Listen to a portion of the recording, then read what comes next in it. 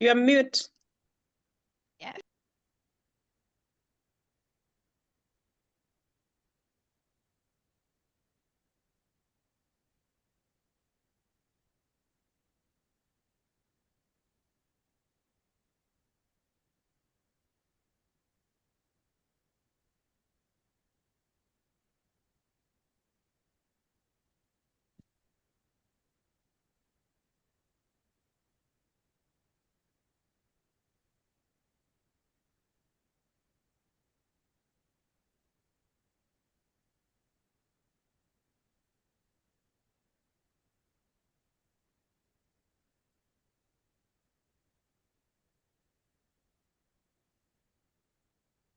Mute. Yes, sorry for that.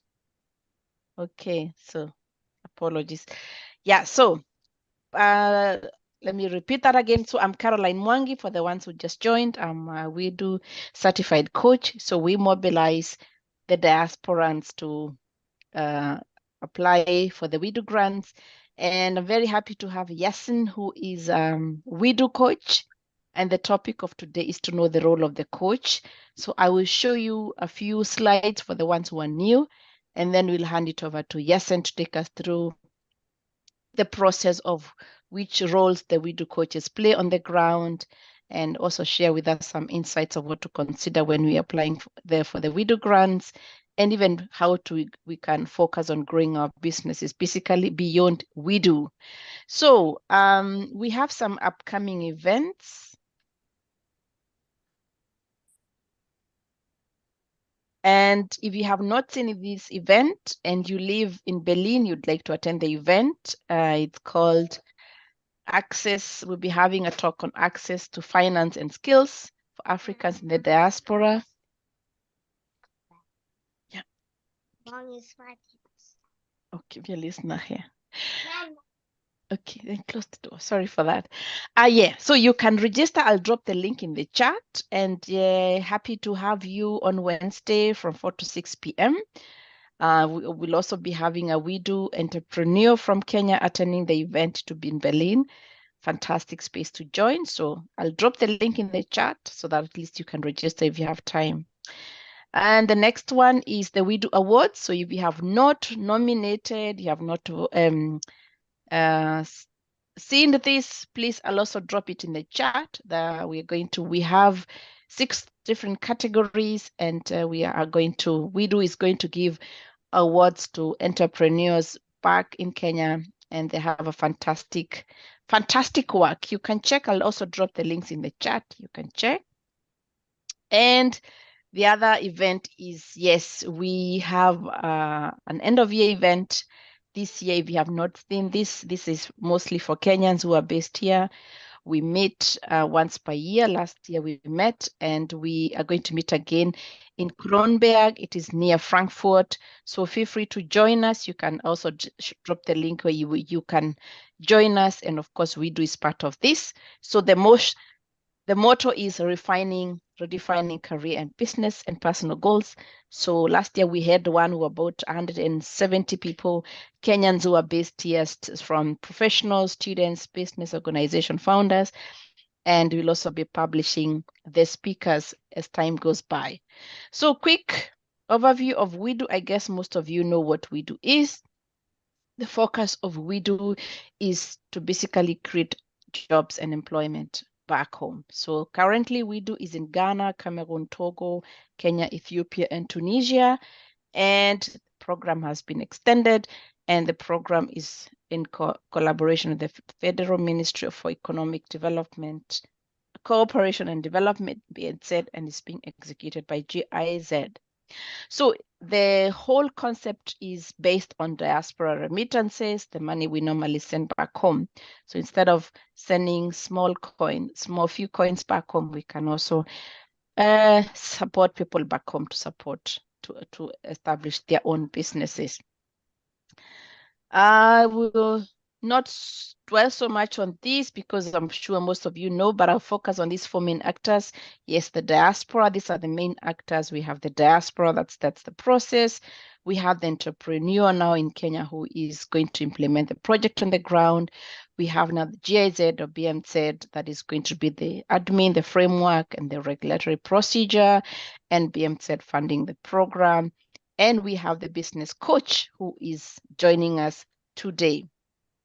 For the ones who are here and they may not have heard about WIDU, I have also a slide showing you like the major steps. As you can see, these are the numbers. It's always good to see the numbers. You can see the projects that have been funded and the jobs that have been created and the sectors. And you can actually see fantastic figures. I mean, this is like in about 3 years, I think that's when WIDU has been functioning in Kenya, 3 to 4 years.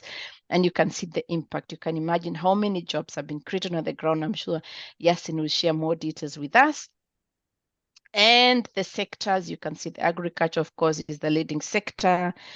We have service industry, crafts and construction, health, education, transport and logistics, and tourism.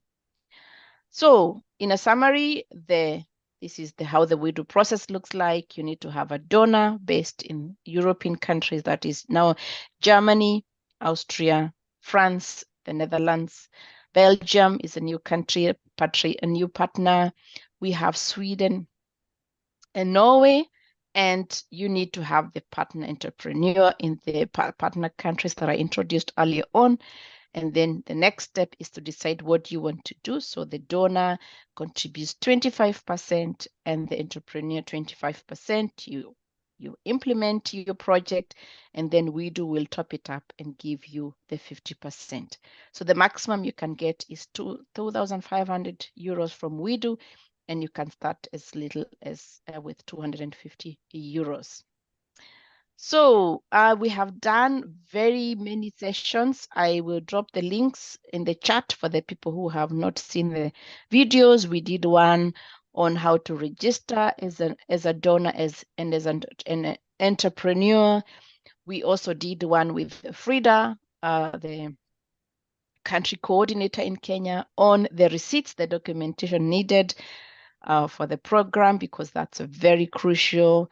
And we also did one with also a WIDU team from Kenya on the investment plan. So we had a very nice session with Eric showing us a strong investment plan with some sustainability aspects in it, and a weaker investment plan, which they're all on YouTube, on our YouTube channel, and I'll be able to share them here. So this is the short process, which is also actually explained very well in the video that I'm going to drop the links here, and I'll also put it on this session. So, and of course, the role of the business coach. That's where we have Yassin. Very happy to have you, Yassin. So I would stop my presentation here. We'll have time at the end for the Q&A if you have any questions. And I will introduce now Yassin to the WIDU info sessions. Yassin, can you hear us? Yeah, I can hear everybody. Perfect. So the floor is yours now. Okay, thank you, everybody. We cannot see you. Oh, yeah, okay. Let me just put on my video. You can all see me? Yes, we can see you. Yes, okay. Good evening, everyone. My name is Yassin Hassan. I work with the GIZ WIDU program. I'm coach based in Singishu Eldoret, and a coaching organization called Eldo Hub. The role of coaches, within the coaching level, we have threefold roles. One of the roles is actually to ensure that we are assisting once the WIDU has identified an entrepreneur. One of our major role is to ensure that we conduct a capacity building development with the entrepreneurs. Number two, that is the verification. Once the entrepreneur has been given a go-ahead, we usually go for the verification to see actually he has implemented according to the plans and agreement terms of the WIDU. Say that from that we can now prepare that entrepreneur to have the grant from the WIDU. And then lastly, we usually monitor the impact of the business because this will enable us to see whether once he was given the donor grant, was he able to implement according to terms? Is there expansion? Is there a change of revenue? was he able actually to generate employment? Because, like during the initial stage without presence of WIDU, you can see maybe he has this person, entrepreneur has like maybe 2 employees. Now after the grant, is there a change of employees?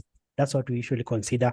And then from that, we can say actually that business actually has been sustainable. It has actually, the funds which were given to the entrepreneur has assisted her or him in terms of improving the business. Those are the roles. But tentatively also, we keep on mentoring these entrepreneurs. Like Philip Philip is an example. Is someone else now right now is coaching him, but I keep on following his business to ensure the business actually is going on, is very compliant with the terms and conditions, because as coaches, we want to see the success of the business. So it forces me actually to go beyond actually what we do, delegates me to do, because everybody will want to associate himself or herself with the success. Thank you. Those are our roles.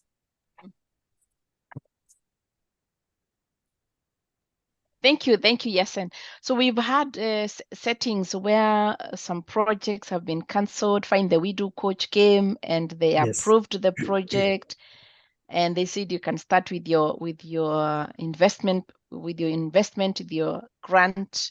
Yes. But then afterwards, you hear the project has been cancelled. What happens on the ground? What happens actually, and when we're working with a GIZ, especially the WIDU program, the principle of honesty is very paramount. So some of the reason which actually causes the project to be cancelled is the entrepreneur becoming dishonest. You see, like an entrepreneur goes maybe to a shop which is not tax compliant. Like in Kenya, anything you're buying which has a value of more than 10,000 shilling, you have to buy from a shop which has ATR receipts. But once entrepreneur goes, and that is the agreement, whenever the entrepreneur is engaged, he has to be obliged to that. But when an entrepreneur goes actually and buy in the shops which it does not meet that category, then definitely that amounts to be cancelled. Number two, it can be cancelled due to non-compliance of terms and condition of the WIDU. Like WIDU has some terms which actually these entrepreneurs must comply with. One, I can just give an example. One, the project must not actually violate the human rights. Number two, they must not violate employment laws and labor laws in Kenya. So whenever an entrepreneur is actually working on a project, he should understand about the local laws, especially the labor laws, because once the project is not in a realignment of the labor laws, definitely it has to be cancelled. Also, the issue of a project in environment. If the project actually is not actually compliant with the environmental laws in Kenya, it means that the project has to be cancelled, because like GIZ, we are advocating actually to have a good environment for all the projects which are being funded by diaspora. Those are just few, but also I can say that as coaches, whenever we go to a field, you can see even at times an entrepreneur actually try to lie in terms of even inflating the cost. Like maybe an entrepreneur has bought a tank, maybe it's worth 10,000, and from the receipt, you can see is indicating that this tank was bought at 50,000. And as business people, because a coach here also has a knowledge of the business. We know the dynamics, we know the price fluctuation, we know actually what are the parameters for that item. So whenever we detect those some of those things, actually it forces us to cancel, because actually this entrepreneur has shown actually is greedy, and such project will not go anywhere even if given fund. So those are some of the reasons which can actually force your projects to be cancelled. What I'm saying is, whenever you're given a project, whenever WIDU approves you, be honest, be realistic to your prices, and also understand the WIDU terms and conditions. Those are the covenant of the WIDU. If you understand all the terms before engaging WIDU, you'll never go wrong. Thank you. Mm-hmm. Interesting. Yes, we've had also such issues where the receipts were inflated and people did not implement the project as it was agreed. Of course, that's fatal, and your project can be cancelled. Like, you have, of course, encountered various businesses. Can you highlight some of the amazing businesses that you have come across, and yes, even the impact that has been there in society? Like, we have Philip here, Maybe Philip, maybe after Yassin has spoken, you can also unmute yourself and tell us more about your project. So at least we can hear about the impact, because some people are still very skeptical about WIDU. They're like, is these things real? But when you hear of success stories, then it looks a bit more real. Yes, I can say that there are a lot of number of projects which are actually successful. One is like a good example is Angela's project, that is Talanta Academy.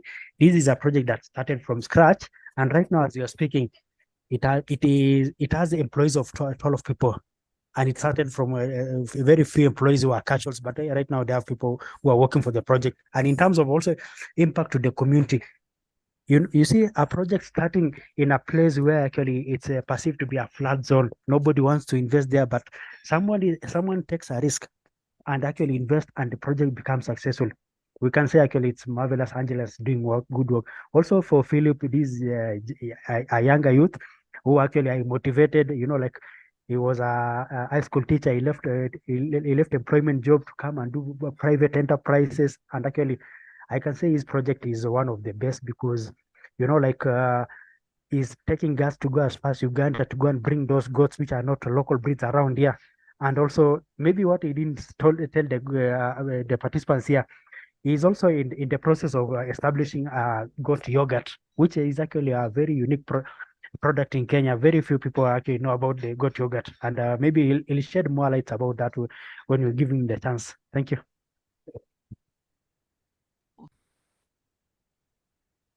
We're going to also bring Angela, and we actually shared her video in one of the sessions, and it's actually very inspiring to see. When you think of Budalangi, the first thing you think is flooding and no life there, but she has managed to set up a school.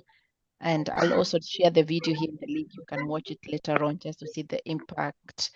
And Yassin, yeah, Philip, feel free to unmute yourself before I ask the other last two questions, and then we can have time for the Q&A. If you have any pictures, I can give you the cohort rights to share your pictures just for us to see what you have done. Thank you, Angela. Maybe just to highlight a few things, as Yassin has said, that WIDU has been of great. One, my goat farming venture that I have goats, I have savannah, and I have the local breed goats. Initially, I only used to have local breeds, but I managed to bring in exotic goats, that is boa, and then savannah. Very expensive goat breeds that I'm trying of animals that they have. And the end result of that is that they'll have better animals that will fetch them more money, they mature faster, and then they weigh more. So they are guaranteed of better returns compared to keeping the local small East African goats. So that is one impact that I'm creating in my society. Reason being that most of my clients are not based around here because these animals are expensive, and most of the time you'll realize that most of your clients will not be people from nearby, they'll be people from far. And to avoid or to keep off from bad mouthing, I give everyone who's willing to have their animal crossed to get that breed at no cost. And then another thing is that, as Yassin has mentioned, that I'm in the process of doing yogurts, and maybe I'm also still benchmarking making organic fertilizer. So you realize that these animals, their selling point, their key selling point is the weight. Can you hear me? So their key selling point. We can hear you, but you're breaking up, but we can still hear you.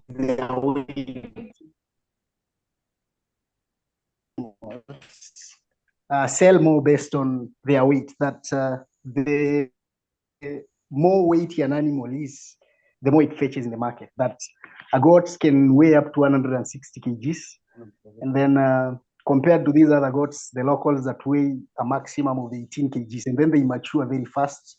At 4 months, these goats can be served compared to the local breeds that take up to 24 months to mature.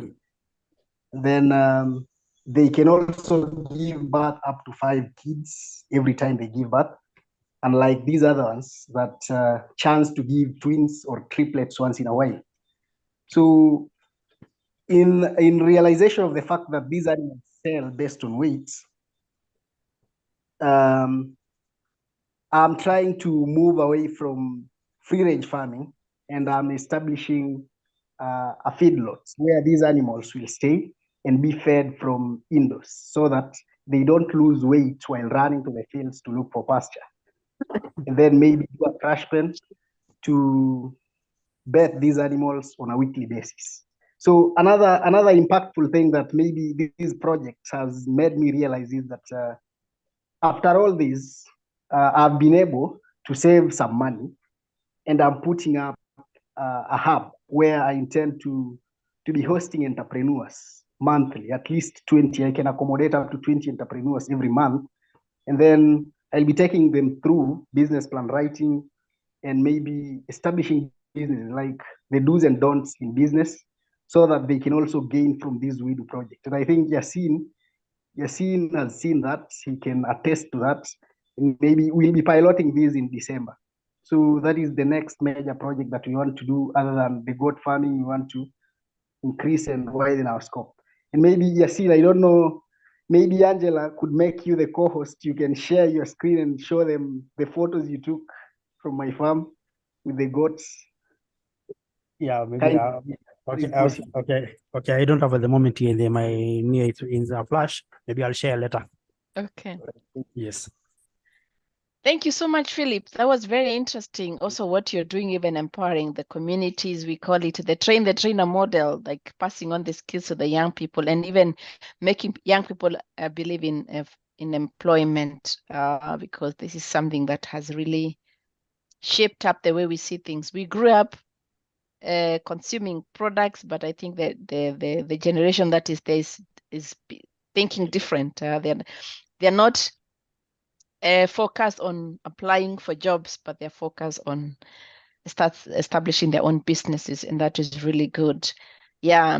So my last question is, Yassin, what is beyond WIDU? What should entrepreneurs consider when they are applying for these business grants? Because of course you get the grants for three times, and then what happens? Like, what are some of the aspects should they consider? One of them that we normally tell them is treat this money like it's your own money. Yes.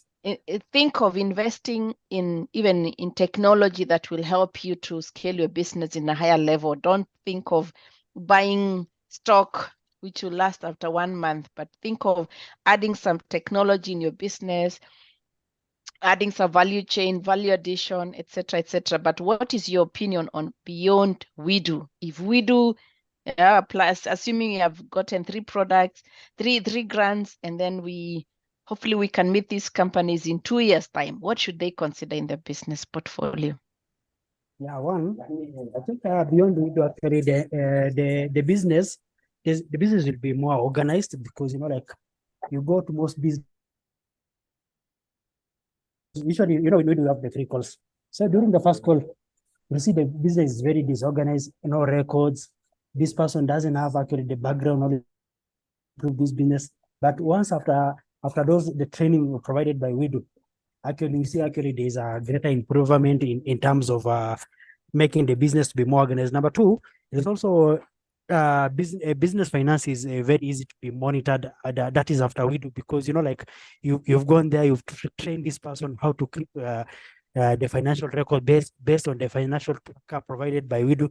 And also I can say also beyond WIDU, there's financial independence and robust sustainability of that business, because like this person now is like a small baby. Just raised him from being a toddler, and now he's a matured adult, is able to walk on his feet. So beyond WIDU, actually, there's a lot of sustainability in those businesses. Thank you. Wow, thank you. Let me stop the recording so that at least we can. That was a nice, short, compact session. We had actually also hosted Joshua last year. Joshua was, I think, is still also one of the coaches at WIDU.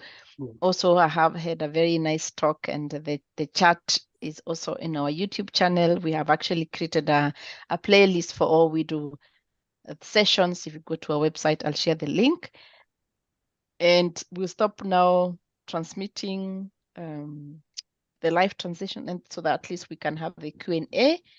Thank you so much, Yassin, and looking forward to meeting you when we happen to go to Kenya. And thank you for supporting these entrepreneurs, and all the very best with the awards in December. Yeah, maybe I can do a parting shot. Mhm. Yeah, one, I want to say life is a way of teaching us that our paths unfold at their own pace. The idea that entrepreneurs is a young person is a game of a myth. And I can give you an example. When you read the history of Coca-Cola, the inventor of Coca-Cola, that is John Smith Pemberton, started at the age of 50 years. Let's go also look at Harland Sanders, who created KFC. He started at the age of 62. So it's not about age. Journey into entrepreneurship shows that age should never be a barrier in pursuing our dreams. It's about finding the right moment, perfect alignment and circumstances, and burning desire to make a difference uniquely. Always passion, determination, and resilience are driving forces behind the entrepreneurial venture. You are never too old to start your own empire. Thank you. Wow, that's a deep parting shot. It's never too late. That's very true. And looking forward to having more of your support, and see you